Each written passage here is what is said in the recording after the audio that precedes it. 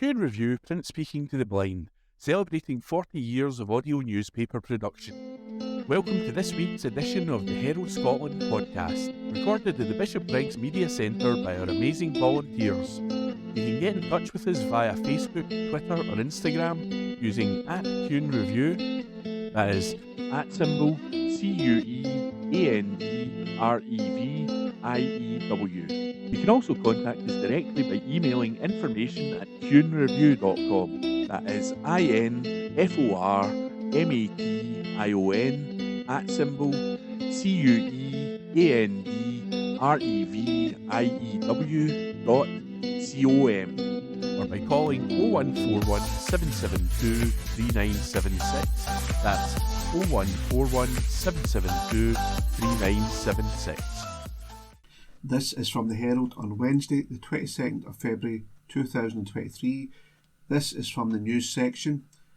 The headline reads, Ash Regan says she supports rights to equal marriage. This article is by Jodie Harrison. SNP leadership candidate Ash Regan had said she firmly supports the right to equal marriage. She spoke out after Scotland's Finance Secretary Kate Forbes, who's also running to be Scotland's next First Minister and SNP leader, came under fire after saying she would not have voted for same-sex marriage. Miss Regan, former Community Safety Minister, said she felt that if she became First Minister, she will work to create a Scotland where everyone feels safe, included and protected in what they say, what they believe and who they love. She, Miss Forbes and Health Secretary Humza Yousaf are standing to replace Miss Sturgeon following her surprise resignation announcement last week. Miss Forbes, a member of the Free Church of Scotland, lost some of her high-profile supporters in the leadership contest after she said she would not have voted for same-sex marriage had she been an MSP when the bill passed in 2014.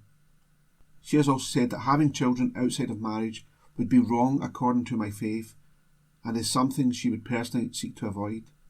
Miss Regan, who will launch her campaign later this week, said, I firmly support the right to equal marriage and I am proud of the SNP Scottish Government's record in delivering the Equal Marriage Act in 2014. In 2014, everything felt possible as people from across Scotland came together to dream bigger and connect to each other on common purpose, for a better independent Scotland for all. Ideas different to our own must not be dismissed but discussed.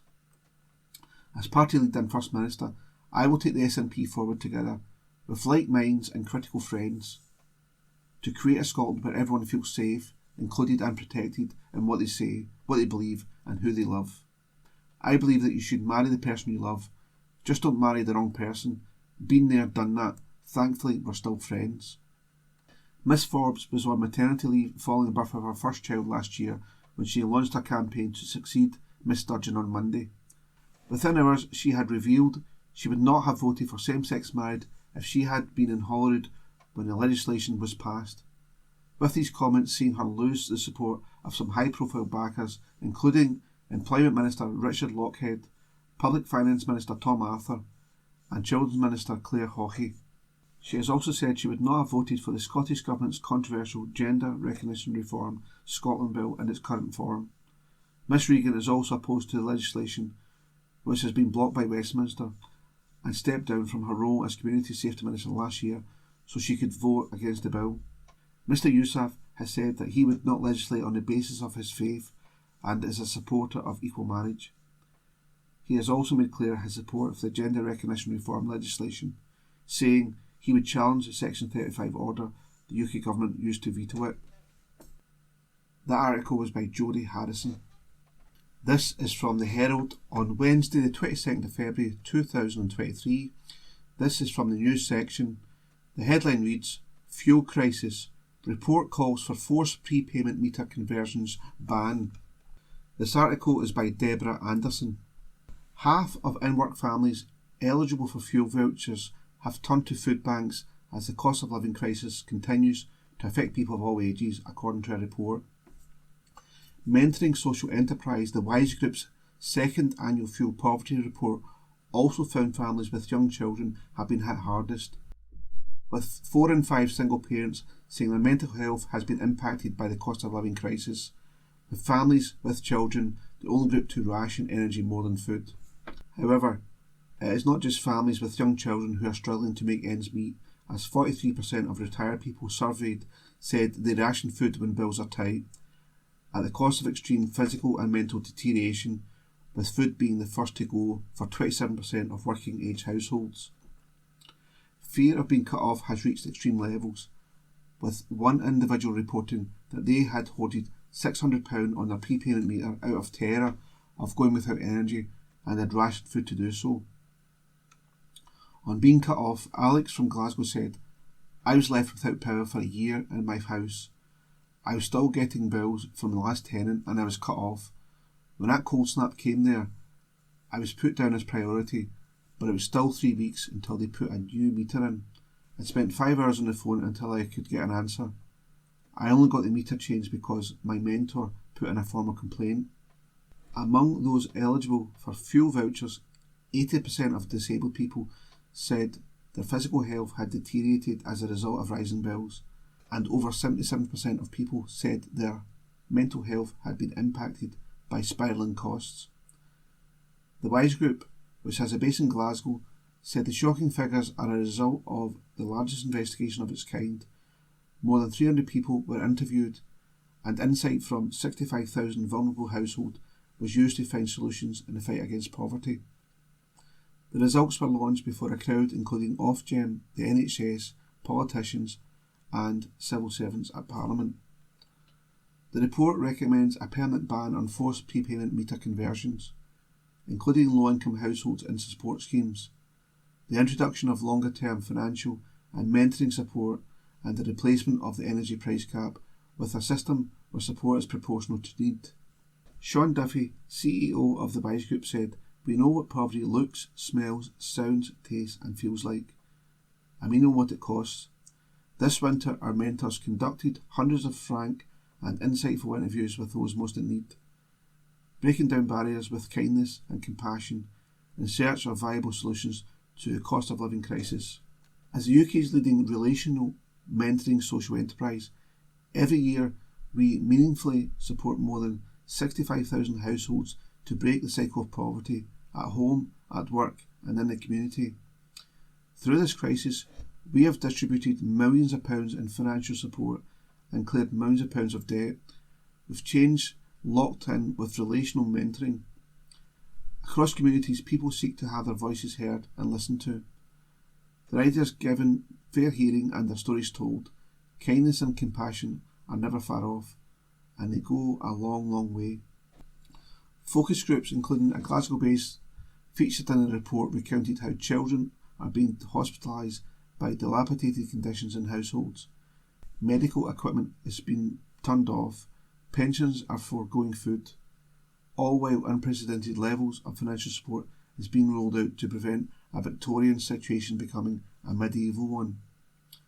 Among the findings was that more than 2/3 of people on prepayment meters said their physical health has been impacted by the cost of living crisis, or preferred not to say, compared to less than 50% on the other payment types. Food bank use was also 50% greater for those on prepayment meters than those on other payment types. The report also evidences the impact that a trusting and perceptive relationship with a mentor can have.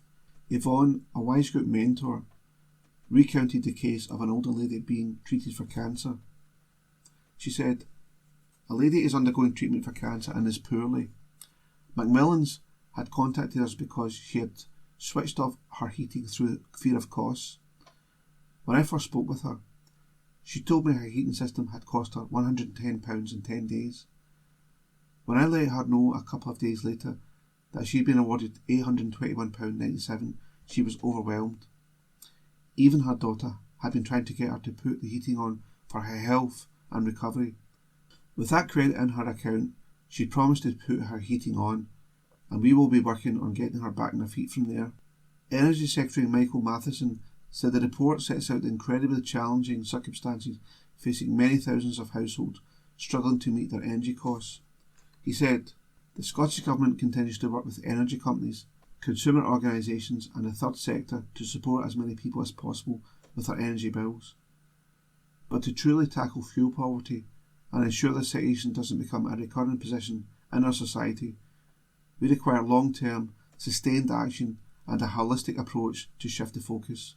Through our fuel poverty strategy and heat and building strategy, the Scottish Government has set out its clear vision and ambition towards making our homes warmer, greener and cheaper to run, which will be accelerated over the coming years. The WISE Group survey involved 290 people across the UK, 262 of which were Scots. That article was by Deborah Anderson. This is from the Herald on Wednesday, the 22nd of February 2023. This is from the news section. The headline reads, Swinney, SNP must consider if Forbes would be an appropriate leader. This article is by Tom Gordon. John Swinney has said he profoundly disagrees with Kate Forbes on gay marriage, and SNP members need to think if someone with her views would be an appropriate leader. The Deputy First Minister was speaking amid calls for Miss Forbes to quit the SNP leadership race after she staked out a series of jaw-dropping moral positions yesterday. The Skye MSP, who is a devout member of the Free Church of Scotland, said she would not have supported gay marriage if she had been an MSP when it was passed. She also questioned whether people should have children outside marriage and said she considered trans women to be biological men, a possible breach of SNP rules. Tony Gigliano, the SNP's policy convener, last night called on Miss Forbes to quit the race as it was damaging the party and the independence cause. Asked about the fallout from the race, Mr Swinney told BBC Radio Scotland that the debate around Miss Forbes' position had absolutely nothing to do with her faith. He said, I'm a man of deep Christian faith, but I don't hold the same views as Kay has set out in the course of the last couple of days. I think it's been unhelpful that the debate has been focused on the question of faith, because in my view it's got nothing to do with faith. There are plenty of churches. The Church of Scotland undertakes same-sex marriage, and I warmly compliment and congratulate the Church of Scotland on getting carefully to that position over some years. Asked if Miss Forbes should have dialed back and not spoken so freely, Mr Swinney said, I'm not going to give advice to candidates on the airwaves about these questions. I think what party members have to consider, Kate's perfectly entitled to express her views, but party members are equally entitled to decide if someone who holds those views will be an appropriate individual to be SNP leader and First Minister. That right and that entitlement of party members to make that judgment is made available to them if a person comes forward and sets out their views. So we can't really have any complaints about the democratic airing and resolution of this question. If Kate wants to set out those views, with which I profoundly disagree, despite being a man of deep faith, then the party membership will make their judgment about those views and whether they think those views are appropriate for someone to hold if they are leader of the SNP and First Minister. Asked if Health Secretary Humza Yousaf had his backing, Mr Swinney said he would wait for the close of nominations on Friday before deciding about endorsing a candidate. Asked if he was reconsidering his position and might stand for leader after all, he said he decided last week it was time to open up space for other people to contribute. Ash Regan, who quit as Minister over the Scottish Government's gender recognition reforms, will formally launch her campaign on Friday. She said last night she firmly supports gay marriage. Social Security Minister Ben McPherson today ruled himself out of the contest. Nominations in the race to replace Nicola Sturgeon close on Friday, with the winner announced around March the 27th. That article was by Tom Gordon. From the Herald Scotland, Wednesday the 22nd of February 2023, from the Voices section, Opinion. Ageism, the last acceptable prejudice? By columnist Rosemary Goring. Intimations of mortality have always arrived early for those of us who work from home. Before COVID turned the nation's kitchens into satellites of the office, answering the door during business hours was a sure way of being asked if I was retired. Once the plumber or meter reader had left, I would wonder why I was paying a fortune for a salon colorist. Nobody, clearly, was in any doubt that I had reached the age where I ought to be putting my feet up and flicking through a Saga Cruise brochure. Thanks to the constant erosion of my self-image, by the time lockdown made the decision for me, and I allowed myself to go grey, Not a scrap of vanity was left. Since I was already viewed as but a step away from shoes that fasten with Velcro, what was the point in trying to disguise the ravages of time? As a result, these days, nobody asks if I'm still working. They simply assume I've hung up my boots. I was not alone in allowing nature to run its course while hairdressers were shuttered. Along with countless others who grew tired of unsightly roots or indelible dye stains in the bathroom floor, one of Canada's most prominent journalists, Lisa Laflamme of CTV National News, did likewise.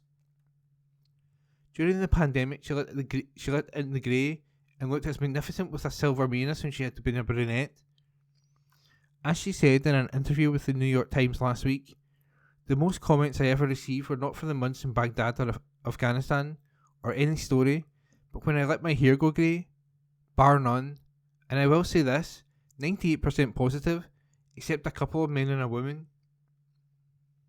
Her new look, however, was not popular with everyone. After Laflamme's contract was abruptly terminated last summer, it triggered debate about ageism and sexism. The Globe and Mail reported that a senior CTV official said they'd witnessed Laflamme's boss asking who had approved the decision. Around the same time, there were allegedly disagreements between him and Laflamme over news coverage and resources. In response to the furore, the network's owner, Bell Media, claimed her departure was a business decision as it wanted to take the programme in a different direction. It refuted the idea that age, gender or grey hair played any part. It was the end of a long and stellar career at CTV, and the 58-year-old Laflamme, who only months earlier had won a national award as a Best News Anchor, described herself as blindsided and crushed. Was she a victim of sexism and ageism, or did her exit reflect other issues? Either way, the outcry suggests a public nerve had been touched. Laflamme told the New York Times that the support she has received from viewers has been mind-blowing. Don't be fooled by talk of grey and silver being the new blonde. They might look great in 20 and 30 somethings, but for those of us who can remember the 3-day week, they're simply shorthand for John Dunn's tolling bell. Things could be worse, I suppose. There's only one cure for grey hair, wrote P.G. Woodhouse. It was invented by a Frenchman. It is called the guillotine. As anyone who embraces vintage hair quickly learns, it is a confident, in some cases probably rash move, to throw off the pretense of being younger than one's years. Since Cleopatra, the expectation has been for us to artfully mask our age, no matter the cost in time or money. Failure to do so is marked down as letting ourselves go, from which some employers take their cue to do just that. Despite huge advances in equality, outdated attitudes remain entrenched. There's no escaping the harsh reality that older women continue to be viewed as though through the wrong end of a telescope. Once past a certain age, you become all but invisible. This has its advantages, as Miss Marple would attest. Some of us also prefer not to attract attention, and find being blatantly overlooked as amusing as well as a relief. But it is a serious form of prejudice all the same. Wrinkles, sagging skin, steely hair are a reminder, at some atavistic level, that our purpose is primarily to bear children. Once those days are past, what earthly use are we other than to help raise the grandkids and help keep soup bubbling in the stove? From our mid-50s onwards, unless we work hard to defy gravity and DNA, we are expected to fade into the background and make way for the young. For those in the limelight, the problem is magnified. The painful truth is that men can look more distinguished and authoritative if they turn silver, merely adds to women's raging and the dying of the light. I can't think of any British TV presenter who has gone grey like Laflamme, although men with snowy hair, David Dimbleby and David Attenborough to name but two, are still regarded as assets well into their 80s and 90s, as are those who are hairless, and assets they undoubtedly are. Not for a moment would I denigrate their age or appearance. The pity is, however, that despite rare exceptions, the same appreciation of experience and wisdom is not extended to the female of the televisual species. No matter if you have covered every major news story in the past 3 decades, or hosted a long-running primetime show, In that unforgiving world, turning 60 is a terrifying thought. Those approaching this benchmark must live in daily dread of a summons to a bald boss's office, knowing they are living in borrowed time. Is it possible to challenge the status quo, let alone begin to change it? I have my doubts. Individual acts of defiance are one thing, sparking a revolution something else entirely. Die-hard attitudes towards older women are so deeply rooted, it would require bulldozers to shift them. So what can we do? On all sides, we are assailed by the message that our expiry date approaches. Whether it's in a job application, where we must airbrush our CVs, or at the chemist, where hair dyes outnumber shampoos, the clock is ticking louder with every year. Age does not become us, we are constantly told, but it's possible to pretend not to have heard. And that column was by Rosemary Goring. This is from the Herald on Thursday the 23rd of February 2023, from the news section. Big city bonuses leave a bad taste in cost of living crisis. This is written by Scott Wright. The UK remains in the grip of a cost of living crisis. But not everyone will be worried about how to make ends meet amid persistently high inflation and rising interest rates. Indeed, as has been reported in recent days, big bonuses are very much in vogue in the City of London, even where it is unclear if the largesse is merited. There was outrage when the boss of British gas owner Centrica declined to say whether he would waive a bonus this year that could be worth up to £1.6 million. It came as the energy company reported that profits had tripled to a record £3.3 billion, driven to a large extent by the surge in energy prices triggered by Russia's war on Ukraine. Centrica Chief Executive Chris O'Shea waived a bonus worth £1.1 million last year as household fuel bills began to soar, but said last week that it was too early to have a conversation about his potential payout this time. It prompted Simon Francis of the End Fuel Poverty Coalition to appeal to Mr O'Shea to look at his conscience, particularly given that Centrica was recently forced to apologise after it emerged subcontractors employed by the company had broken into people's homes to force-fit energy meters. Unsurprisingly, the monster profits reported by Centrica, which followed record results from oil giants BP and Shell, have drawn plenty of criticism and have led to calls for the UK government to further increase the windfall tax on these extraordinary profits. Unite General Secretary Sharon Graham will likely have captured the views of many when she declared last week, "British gas owner Centrica has been coining it from our massive energy bills while sending bailiffs to prey on vulnerable consumers the length and breadth of the country. These energy companies are showing us everything that is wrong with the UK's broken economy." That companies like Centrica, which has its energy generation business to thank, to a great extent, from its bumper profits, have benefited so much from the market forces arising from the conflict in Ukraine, has rightly angered many. It is certainly a gross spectacle to see giant corporations generate such vast profits, seemingly through no direct action of their own, while thousands of people worry about whether they can afford to heat their homes. It is most certainly not a good look when their senior executives are receiving huge bonuses when so many are struggling. And it's not only bosses at big energy companies who are laughing all the way to the bank amid the economic circumstances the UK finds itself in. NatWest Group, owner of Royal Bank of Scotland, revealed on Friday that Chief Executive Dame Alison Rose will be paid a total of £5.2 million for 2022, up from £3.6 million the year before. That came as the bank announced profits had increased by more than 1/3 to £5.1 billion, which was driven to a large degree by the Bank of England increasing interest rates to curb inflation in recent months. It would be wrong and simplistic to attribute the bank's success solely to the rise in interest rates. The post-COVID economy has brought new pressures to households and businesses as inflation has spiralled, requiring banks to again find ways to support customers during difficult times. But there can be little doubt that the higher cost of borrowing played a significant part in driving up NatWest's income last year. And with executive remuneration linked to the performance of the bank, Dame Alison and Katie Murray, Chief Financial Officer, have benefited from the higher base rate, which has climbed from 0.1% in December 2021 to 4% as of the most recent vote by the Bank of England's Monetary Policy Committee.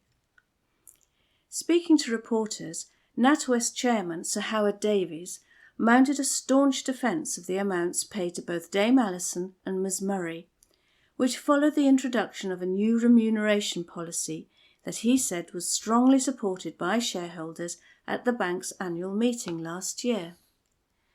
The new policy reintroduced bonuses for senior executives at the bank for the first time since its £45.5 billion bailout by the UK government during the financial crisis of 2008 and 2009. In the years that followed the bailout, remuneration packages for senior leaders at NatWest were built on several components, with a base salary, fixed share allowance and a long-term incentive award accounting for the bulk of pay. Last year, however, NatWest ushered in a new policy that restored bonuses. Robert Gillespie, then chairman of the bank's Group Performance and Remuneration Committee, said at the time the policy was introduced that the bank was nearing the end of its long process of normalisation and the government continues to sell its shareholding, which will result in a normalised shareholder base. That process continued yesterday when it was announced that the government shareholding in the bank had been reduced to 42.95% from 43.97%. In essence, the top brass at NatWest believed the time had come for the bank to start competing with its peers on pay to help it attract and retain talent. When asked about Dame Alison's pay for 2022 on Friday, Sir Howard said, "We think this is a totally appropriate level of remuneration for our senior people. Dame Alison is not the only banker taking home bumper pay. This week it emerged that the pay of HSBC Chief Executive Noel Quinn had increased to £5.6 million from £4.9 million. Charlie Nunn, boss of Lloyds Banking Group, received remuneration of £3.8 million for 2022, according to the bank's annual report. This was down from £5.5 million for 2021, which included a golden hello worth £4.2 million when he joined from HSBC. Yesterday, Lloyds reported profits of £6.9 billion for 2022, with the rise in interest rates helping to lift income by 14% to £18 billion. These figures might well be the norm at the top of the corporate tree, but they are a world away from the struggles so many people are currently facing day to day. It seems some executives are benefiting excessively as a result of factors that are not of their own making. The Herald Scotland, Thursday, 23rd of February 2023. From the Opinion section. Herald Diary by Lauren Jackson. And now for a crash course in Latin. Latin for louts. In matters of highfalutin culture, the diary stands head and shoulders above all rival news-gathering operations. Our mastery of ancient language is equal to that of Boris Johnson's, while our mastery of a hairbrush far exceeds even his talents. Occasionally we celebrate the richness of our scholarship by dipping a dignified toe into the Latin lingo spoken by that bold warrior and salad aficionado, Julius Caesar. Brian Logan from Langostinium, as Langside was known to ancient civilizations, was tutored in Latin in the 1960s by Mr. Muir of Cranhill Secondary. I learned to conjugate the verb to love, amo, amas, amat, says Brian. I seem to remember that amabam means I love bashing people. This will do nicely. Sitting bolt upright Reader Tom Law was dumbfounded when his Partick Thistle supporting wife informed him there was an article in the Herald about the Jags, followed by the words 149. Sounded like the kind of comment you'd hear in the boozer on a Saturday after a game, says Tom. Alas, he soon learned the prosaic truth. The Pride of Partick hadn't won a slam-bam game. Instead, a company named 149 had bought one of Thistle's sponsors. And relax, says Tom. Moolah equals morality. Devilishly good advice from reader Duncan Smith. If you happen to be studying philosophy and you're failing your ethics course, try slipping a tenner in your lecturer's hand. Low down and love. We're discussing charmless chat-up lines. When he was at uni, reader Cliff Douglas asked out a fellow student. And her romantic response?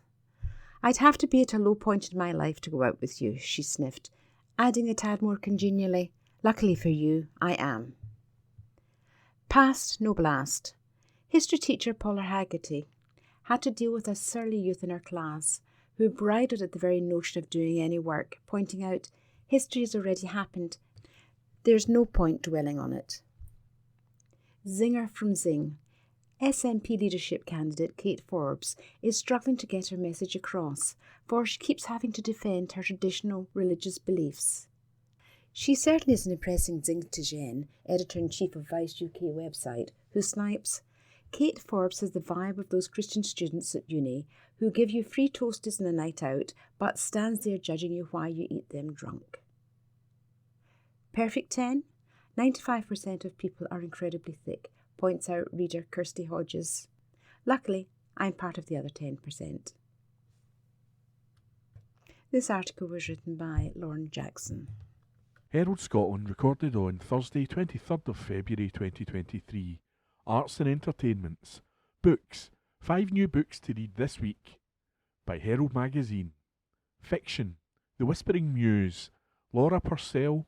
Raven Books. £14.99, ebook £7.99. Set in Victorian London, this gothic mystery novel sees Jenny Wilcox navigate tragedy, betrayal, dubious moral choices, and whispers of a mysterious mythical muse. The young woman, struggling to support her family, has her life turned upside down after she's hired by the wife of a West End theatre owner to spy on their lead actress. Life seems to imitate art at the Mercury, a theatre specialising in tragic plays, and she had no idea what she was signing up for. Eerie throughout and surprisingly gory at times, this book is not for the faint-hearted. Bursting with vibrant, believable characters and an imagery that makes you feel like you're there, the story will stay with you long after you put the book down. 8 out of 10. Are You Happy Now? Hannah Jameson, Viking, £14.99, ebook £7.99. This book will make you want to throw it across a room, and then pick it back up again. The plot follows an unlikely group of friends navigating a pandemic in New York. The so-called catatonia becomes the talk of the city, as people begin to sit down and simply never get up. Every member of the group is going through their own troubles, and each chapter allows you to explore the mind of each individual. At times this is a hard book to read, as the emotions they are going through can hit a little too close to home. But this is a testament to the fantastic writing, making the story so easy to relate to. There is a blend of romance with dystopian future in the plot, making it really different from anything you might have read before. A fantastic read. 8 out of 10. Randy Bainbridge. A Wild and True Relation. Kim Sherwood. Virago, £18.99, ebook £11.49. This book initially appears to be a swashbuckling romp through 18th century Devon, with smugglers and sword fights aplenty. But while the tale of an orphaned girl, Molly, living as a boy on a ship is the main plot, there are plenty of undercurrents swirling beneath the surface. The storyline is engaging and characters are convincing and well drawn. The author's research is evident without a heavy-handed touch. However, this isn't a quick or easy read. Molly's story would have been enjoyable on its own as a romantic period adventure, but the author has attempted to broaden the scope of the book to deliver a message on the suppression and marginalisation of women's voices in history. Whilst this is a brave and effective device, the switches between generations can be disconcerting and the pace slows considerably in certain sections, yet the need for resolution in the central tale ensures the reader never quite jumps ship. This is a book that requires investment, but ultimately proves a rewarding read. 7 out of 10.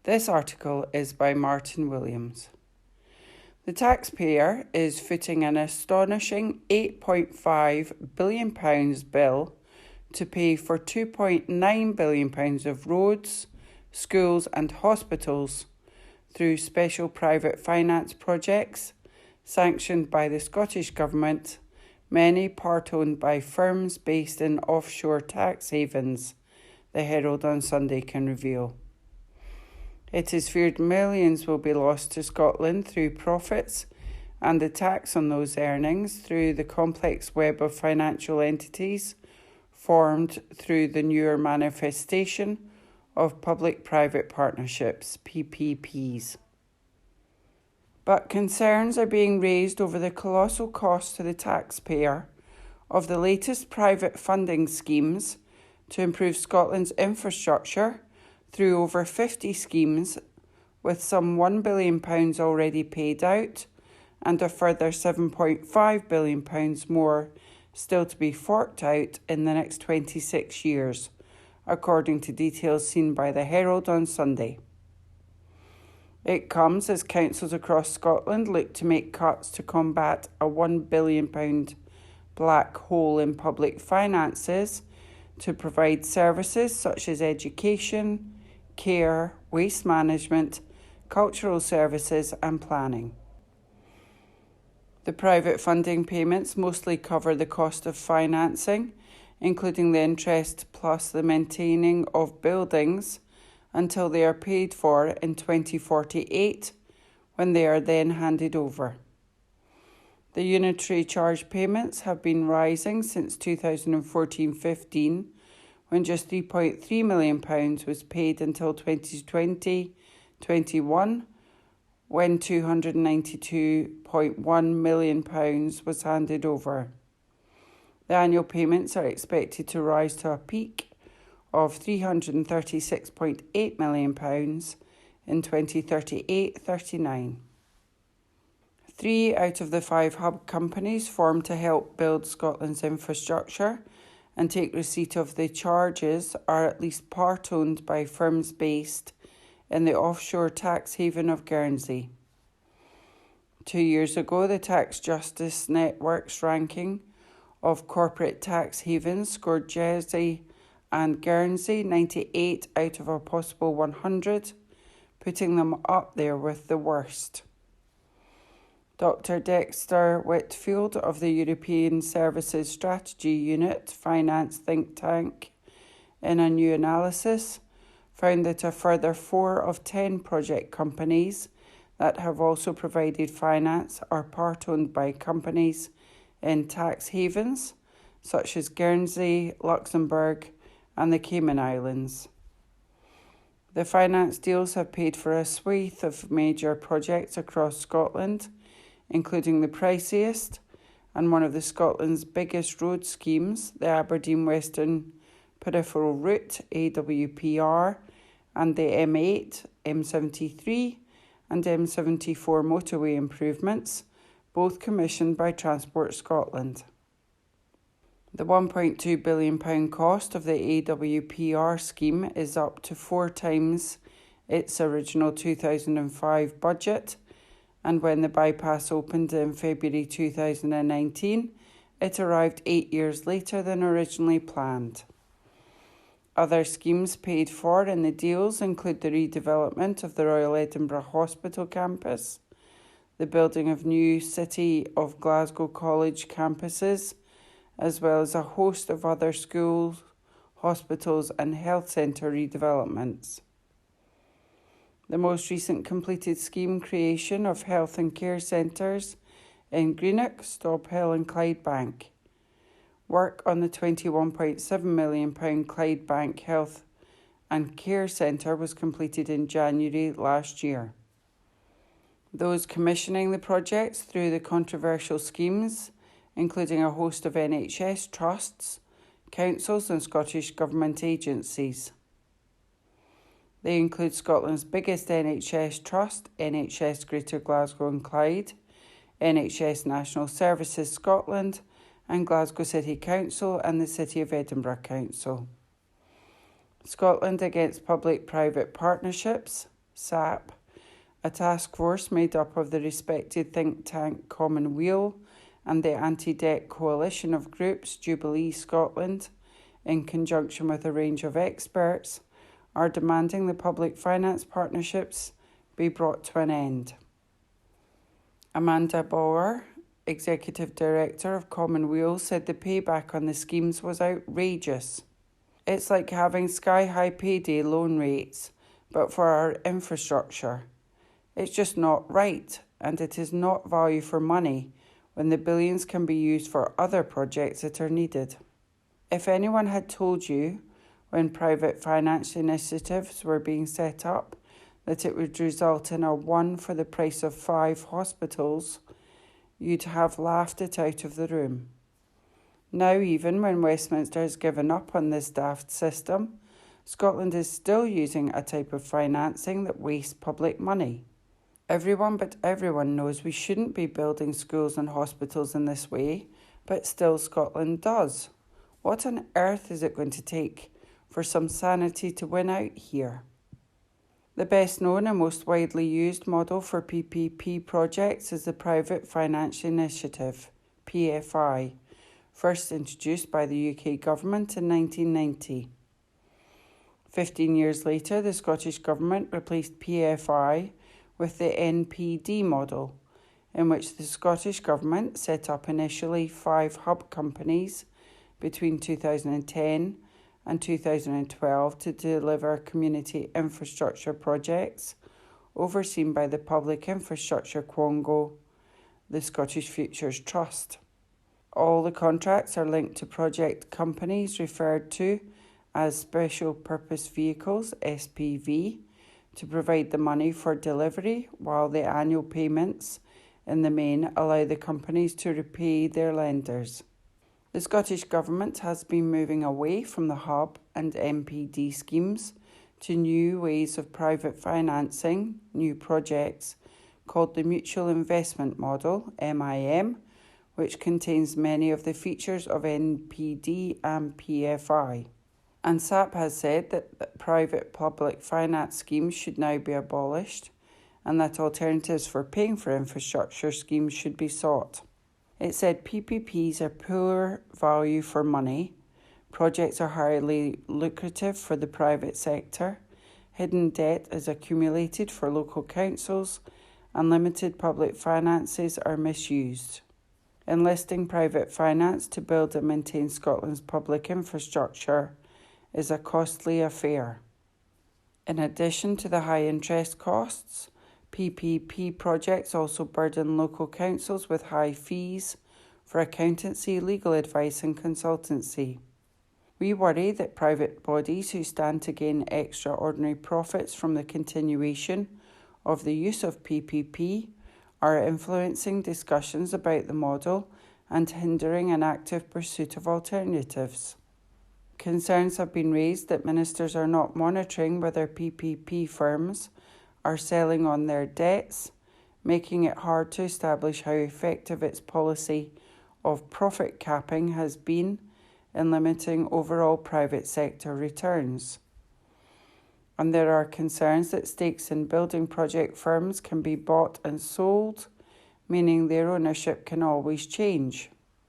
Dr. Whitfield raised concerns that the complex corporate web of the finance deals shows that tax havens are being used despite continued criticism of their role because they maximise profits by minimising taxation and provide a high level of secrecy of financial and business matters. He said that the companies in tax havens are likely to raise capital from financial institutions and to negotiate supply or labour contracts with other companies operating in the same or similar tax havens.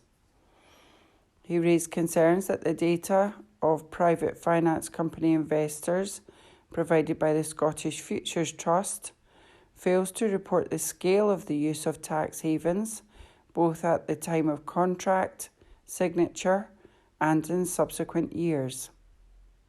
The complexity of multiple companies and investment vehicles combined with the use of tax havens and private investment for public infrastructure inevitably leads to multiple layers of ownership, disclosure and additional costs in corporate structures and annual audit costs.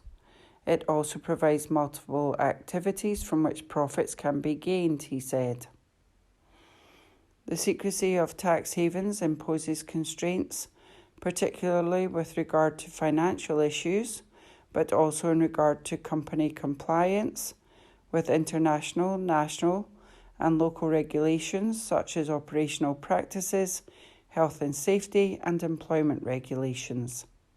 The SFT and Scottish Government must actively ensure that the use of tax havens in Scottish public infrastructure projects should be banned in future proposals. A Scottish Government spokesperson said PFI was replaced with a new approach helping secure investment and value by sharing profits between the public and private sector. The Scottish Government's borrowing powers are restricted by the current limits on the powers of the Scottish Parliament. This article is by Martin Williams. From the Herald, Monday the 27th of February 2023. Sports section. Graham Souness wants fans to be game changers and learn CPR. By PA News Agency. Graham Souness is calling on fans to learn CPR and help save lives. The 69-year-old former Liverpool, Newcastle and Blackburn boss has joined by the British Heart Foundation to raise awareness. In a survey of 2,000 UK adults commissioned by the British Heart Foundation to mark Heart Month in February, 45% would not spot the signs of a cardiac arrest. At Euro 2020, Christian Eriksen suffered a cardiac arrest while playing for Denmark, while several games, including in Newcastle and Fulham, have been halted for medical emergencies in the crowd. Souness has his own personal experience of coronary heart disease after receiving the diagnosis in his early 30s, going on to undergo a triple bypass. The Scot, a long-standing British Heart Foundation ambassador, is now asking fans to learn CPR through British Heart Foundation's online tool, Reviver. It teaches CPR in 15 minutes. He said CPR is a game changer and could be the most important lesson you ever learn. With Reviver in just 15 minutes, the length of half time, you will have the skills to save a life. Every fan and every football club across the country can make a difference. So please join the British Heart Foundation today and let's unite to create a new team of lifesavers. That article was by PA Online. From the Herald, Saturday, 25th of February 2023. Sports section. Lewis Hamilton fears Formula One plan to outlaw tire blankets. From Herald Sport Online. Lewis Hamilton fears lives could be put at risk if Formula One presses ahead with a proposal to outlaw tire blankets. The ban could come into force as early as next year, with a vote of the sport's major players due to be held after the British Grand Prix in July. Tire warmers allow drivers to have rubber with suitable grip and pressure when they start the race or leave the pits. But they use a considerable amount of energy, and the removal is being considered on cost and sustainability grounds. However, 7 world champion Hamilton, among only a handful of drivers to have completed dry weather no blanket running for Formula One's tyre supplier Pirelli, said it's dangerous. I've tested them and there's going to be an incident at some stage. So on safety grounds, it's a wrong decision. You have to drive multiple laps to get the tyres to work. The whole argument is that taking away the blankets will be more sustainable and more green. But we're using more fuel to get more temperature into the tyres. What is more concerning is that when you go out, the car is skating around. It's very twitchy, and if someone else is on tyres that are working, you could easily collide with them. It's a pointless exercise. Responding to Hamilton's comments, Pirelli boss Mario Isola said, "We're following a plan with the FIA and Formula One. We're in the early stages, and after Silverstone there will be a discussion with all the parties involved." Hamilton was addressing the contentious topic on the final day of this week's 3-day test in Bahrain. despite team principal Toto Wolff declaring at the start of the week that he expected Hamilton and the Mercedes teammate George Russell will have the machinery to contend for this season's world title. There is a growing and ominous feeling in the paddock that reigning champion Max Verstappen and his Red Bull team might prove unstoppable. It's difficult to sum it up, said Hamilton, when asked to assess his chances ahead of next Sunday's opening race, also in Bahrain. We've had a couple of difficult days. Yesterday particularly was difficult and a bit more of a struggle. Right now, the bouncing has pretty much gone, so that is a huge step for us. But there's still some underlying things that we are going through. Hamilton took over testing duties from Russell for the concluding session in Bahrain. Russell ended the opening run on Saturday 4 lengths back from Ferrari's Charles Leclerc. Leclerc, a distant second to Verstappen in the championship last season, said, "I feel we've got some work to do. Red Bull seems to be very strong." Meanwhile, a confident Verstappen, who won 15 of the 22 rounds last year as he raced to his second title in as many seasons, said, "Our only goal is to win the championship." That article was by the Herald Online. This article is from the Herald on Monday the 27th of February 2023.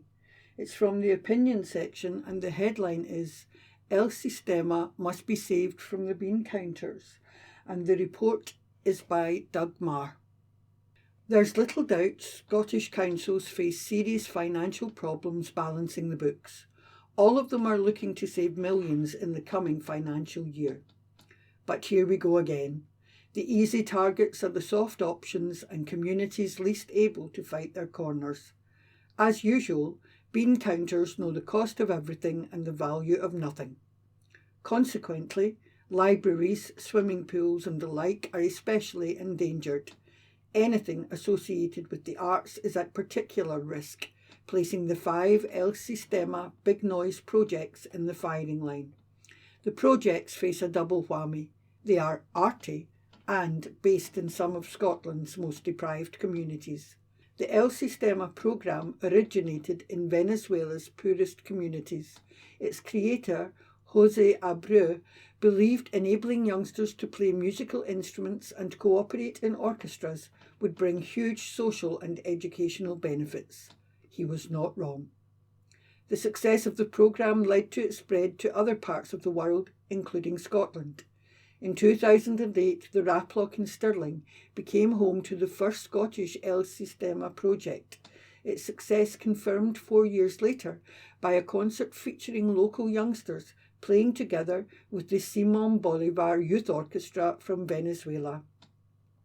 The joint orchestra was conducted by world-famous violinist and conductor Gustavo Dudamel, himself a graduate of El Sistema. Dudamel has spoken of how emotional he felt that night in the Raploch. Stirling's success led to 4 other projects in Govanhill, Glasgow, Westerhales, Edinburgh, Douglas, Dundee and Torry, Aberdeen. All the projects, to a large extent, are dependent on funding from their councils. As a result, they represent easy pickings for councillors and officials looking to make savings. The first straw in the wind has come in Dundee, where the annual £300,000 grant looks likely to be withdrawn. At present, the project benefits around 450 youngsters attending St Pius and Claypots primaries. It's possible the council is flying a kite to see if other sponsors, such as the local business community, will take up the slack. Given the current economic situation, that seems a trifle optimistic. The council has attempted to justify the saving by underplaying the wider contribution of the project. Its impact goes way beyond what the council has described as just a musical contribution to the community. It has also questioned the effectiveness of the programme. It chooses to ignore evidence from around Scotland and beyond. Perhaps there's something in the Dundee water that makes the programme less effective than in other places. The real danger is what happens in Dundee is replicated elsewhere. There are already whisperings that funding for the Aberdeen programme is at risk as the council seeks savings. That would be another body blow to a community already feeling discriminated against. Local opposition was unable to halt the siting of the £150 million Ness Energy from Waste incinerator on their doorstep. The community is still fighting a rearguard action to save substantial parts of the much-loved St Fittick's Park from being swallowed up by the ETZ Business Park. Building Aberdeen's new South Harbour also impacted adversely on residents. But hey, the people of Douglas and Tory haven't got much political or economic clout and can be safely ignored. As Sistema chairman Benny Higgins has pointed out, Sistema offers young people in areas like Tory and Govan Hill a sense of enjoyment and success. In a similarly deprived area of Aberdeen, I remember a difficult youngster who had been turned around by successfully learning to play the trumpet and play in a band. There were tears in his mum's eyes when she said she only thought her son could play the fool. When will national and local politicians realise the key to closing the attainment gap and levelling up is giving youngsters enjoyment and a taste of success? To quote Benny Higgins again, the arts and programmes like El Sistema change lives. As budgets are set, can politicians and bean counters grasp that simple truth?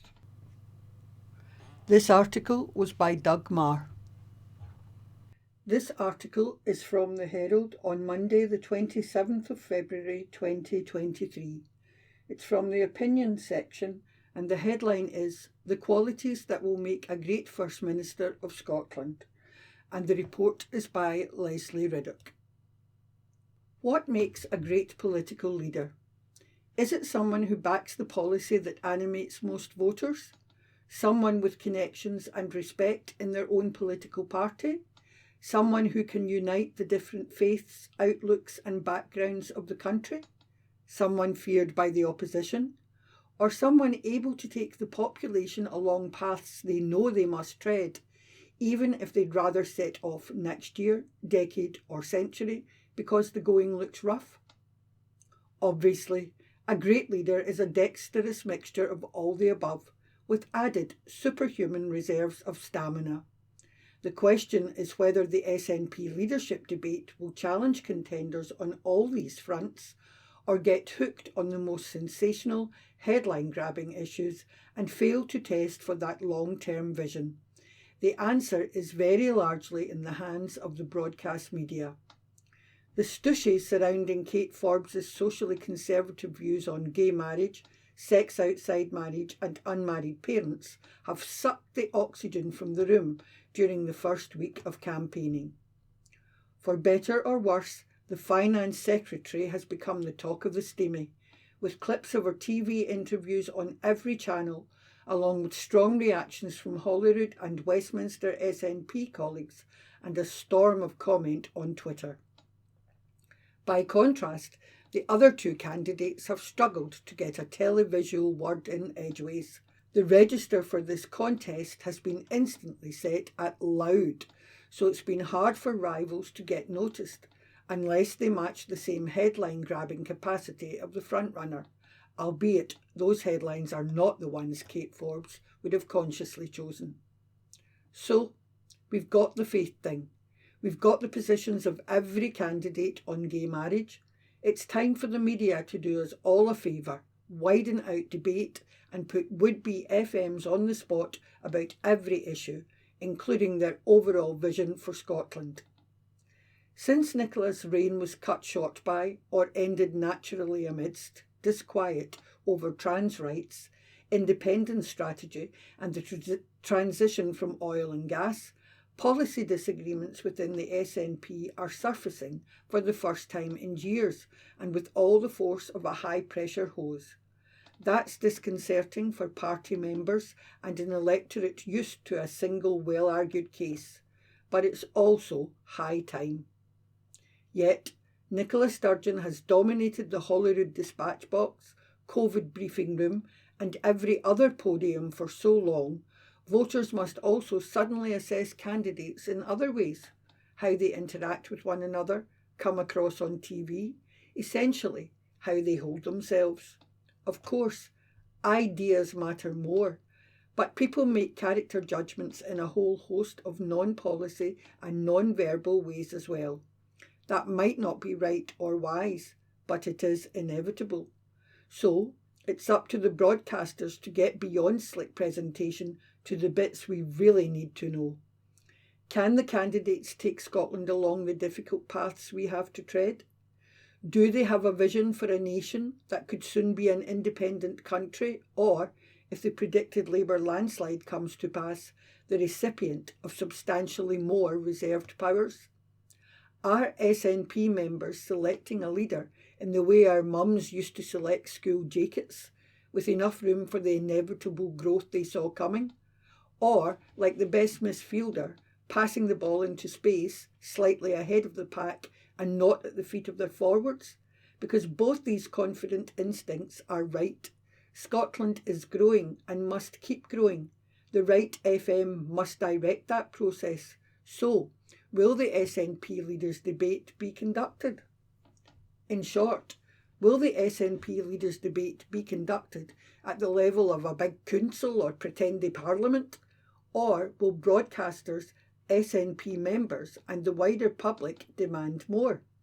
Evidence of a strategy that takes us from an oil and gas dependent country to a new sustainable future with jobs, contracts, construction and benefits accruing here, not overseas. Sure, candidates can win votes in the North East by talking up a future for oil and gas. Every community along the A9 will warm to folk who want dualling completed. Some SNP members will back a defiant legal challenge to Westminster over its veto of the GRR bill, whilst others will breathe a sigh of relief that two candidates plan to let it drop. But the task of a First Minister is greater even than all these big issues. Who, looking 5 or 10 years ahead, can vividly describe what they see and give us a powerful, motivating sense of overall direction? Because that's urgently needed. And since no man or woman is an island, who can work collaboratively with MSP and MP colleagues and the yes-leaning think tanks ignored during Nicola Sturgeon's time at the top to get Scotland on track? Alan Reich, Professor of Scottish Literature at Glasgow University, wrote in 2016 that kinship across differences is the foundational story of Scotland, stretching from Columbus to Malcolm Canmore, literally great leader Ken More in Gaelic, who endorsed the understanding that a nation is made up of different groups, languages, geographical areas, terrains, economies and cultural preferences.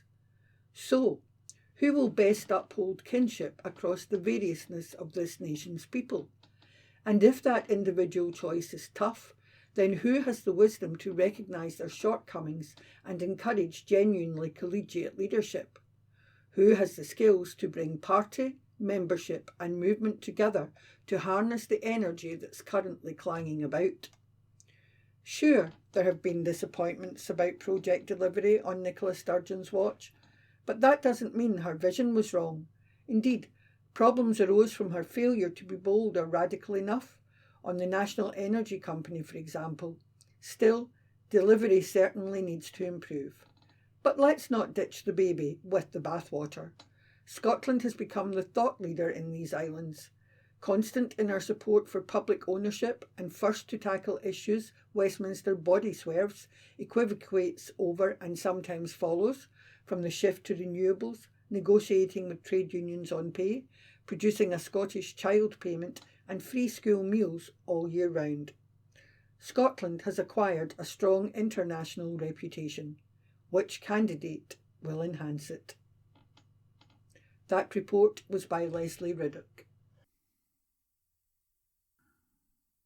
The Herald on the 28th of February and the Arts and Ends section. Letters. We need a prescriptive curriculum that defines what must be taught. Recent discussion has described the curriculum for excellence, CUV, as having resulted in a narrowing of the curriculum. Sobering report card for Scotland's curriculum for excellence, Herald Scotland, February 20, and then as being suitable basis to which broaden the curriculum, letters, February 21. Another correspondent has concluded, not surprisingly, that the C of E is not a curriculum at all. Letters February 23. The one thing that is certain is the operation of the C of E has coincided with a significant reduction of Scottish education standing in international tables. I once read the C of E document and found surprising lack of specific direction as to what was to be taught and learned by Scottish school pupils. Their absence seems for one thing to preclude the level playing field which is required for objective national examination and assessment. Successful teaching and learning are hard work, but every now and then some educational expert comes up with a new invention that seems to avoid or minimise the need for that laborious input. I once researched the International Teaching Alphabet, ITA, and found that the initiative led to a generation in which many could not spell. The same phenomenon manifested itself in tertiary higher education in the shapes of computer-assisted learning, CAL, and problem-based learning, PBL, both of which purported to offer successful education with at least less of the traditional drudgery of having to learn stuff. CFE, with its lack of rigorous content, seems to be another magic bullet that just does not fire. Unfortunately, if you miss out on the relevant hard work, then you miss out on the education and your nation plummets international standing. Every pupil or student that misses out on the education which should be available to them is a personal tragedy and a weakened resistance to the even more heinous falsehoods that lurk in social media and the internet in general, not to mention the sectarian and discriminatory attitudes which blight many lives. The best starting point might be the creation of a properly prescribed curriculum as to what has to be taught to and learned by Scottish school children and how that education should be delivered and assessed. That was by Michael Sheridan in Glasgow. Don't pander to the snowflakes. What on earth is going on with the increasing demand to censor or rewrite passages and all types of literary work? Issue of the day, First Dial, then Blighton, the Herald, February 27th. This particular rush to judgment presupposes that readers are incapable of coming to their own conclusions about the subject matter of any books they take up to read. All books reflect the culture in which the writers have grown up, and the language employed therein will be characteristic of that particular time, embellished by the writer's own take on life experiences. To rewrite books in the way operating today deprives readers of the experience of making contact with the perspectives of yesteryear in the raw. Instead of rewriting a text, it would be much more beneficial to provide a glossary to highlight how words have changed their meanings since any book first saw the light of day, along with helpful footnotes to explain how the attitudes represented in any book contrast with current attitudes. That would be a much more mature approach to words and passages likely to be found offensive to some modern readers, whose sensitivities would make them quail upon confronting attitudes at variance with modern outlooks without warning. We should not be pandering to the snowflake generation with trigger warnings to prevent them having a touch of the vapours when coming across opinions so out of touch with those living in a supposedly more enlightened age. That was by Dennis Bruce in Bishopbriggs. The curse of the QR codes. Please sign me up as a founding member of Christopher Ruan's proposed campaign against the replacement of timetables at bus stops with QR codes. Letters February 24. And I nominate Border Buses as the campaign's first target. This firm used to be amongst the best for passenger information, but the QR code has changed that. Now, if you arrive at one of its bus stops, as I have done, with no way of scanning the code, it's impossible to know if the next bus is a few minutes away or is yet to leave the depot. It's not just bus companies that are going down this road. Scottish Water is busy digging up roads for sewer renewals in my area. The company provides useful information about how and when each road will be affected, but the only way to access the information is by scanning the dreaded code. It's the same story with many council services, NHS services and visitor attractions. Last year, the Edinburgh Fringe Festival went over to an email-only system of ticket sales, to the frustration of many would-be patrons who, for one reason or another, could not access their email while visiting the city. I've even heard of restaurants that require you to download an app to order your meal. According to recent figures from Statista.com, 540,000 adults in Scotland do not own a smartphone, and those who do will sometimes have flat batteries, or no internet connection, or no credit. I'm all for using technology to save paper when it's sensible to do so, but not if it means putting obstacles in the way of obtaining essential information at the point where it's needed. That was by Mike Lewis in Edinburgh. Sic Transit Gloria. To maintain the momentum of the correspondence on school days, Latin in the 1960s, I was a pupil at a Liverpool secondary school, whose motto was non sibi set omnibus, not for oneself but all. Needless to say, this was translated as don't be sick on the bus. That was by Christopher W. Ide in Waterford. Stuart Swanson's letter about school mottos, February 25, reminds me of a tale told to many years ago by an obstetrician whose veracity I would not have dared to question, about a young new mother who, when asked her wee treasure's moniker, proudly announced its cog. When asked if that was a Greek island, she revealed it was the location where presumably the earth had moved for her. A sign which read, "Keep off the grass." That was by R. Russell Smith in Largs. That concludes this week's edition of the Herald Scotland podcast. Please remember to subscribe to our channels at Q and Review and to tell your friends about our service.